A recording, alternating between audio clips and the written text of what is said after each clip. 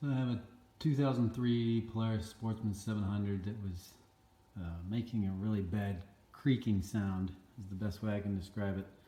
When I would have any weight on it and go in reverse or forward even, it was doing it as well, but even reverse was worse.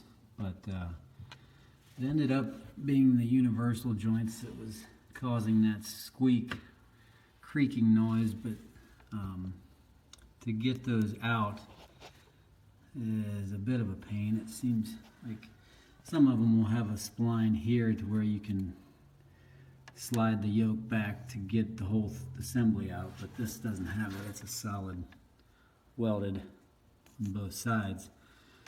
So you can either remove the rear differential and slide it back, or just remove the U-joints as they sit, which is not real easy either. But what I did was just pop this wedge pin out here and then take the U-joints out.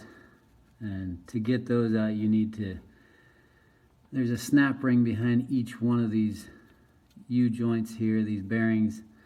You can kind of see the edge of one right here. And you gotta just get a punch and a hammer in there and orient the drive shaft to where you can access it, and then punch it out of there. And then once you get over, so what those little snap rings look like is just a little snap ring, looks like that, and they'll all go on the inside edge. There'll be 4 of them, and they just snap down in like that. With a little pressure, they'll snap down in place. One thing you can't do, which I found out the hard way, is I thought I could put 2 of these in and then put the yoke back in and then do only 2 as it sits in place. But you have to put it in like that with no bearings on and do all 4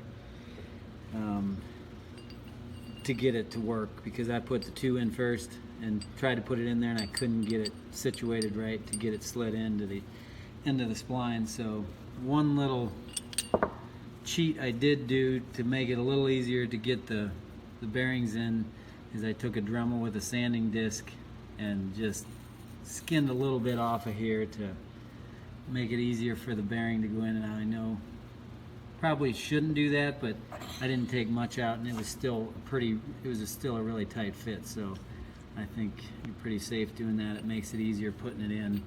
This one I ground out quite a bit just for demonstration, but that's one little trick you could do to make it easier to get these bearings in. The best way to get those U-joints out is just to give it a good smack on the yoke there, is the best way I found to do it. And even when it's sitting on the four-wheel, give that a good smack right there, and they'll usually start to work themselves out.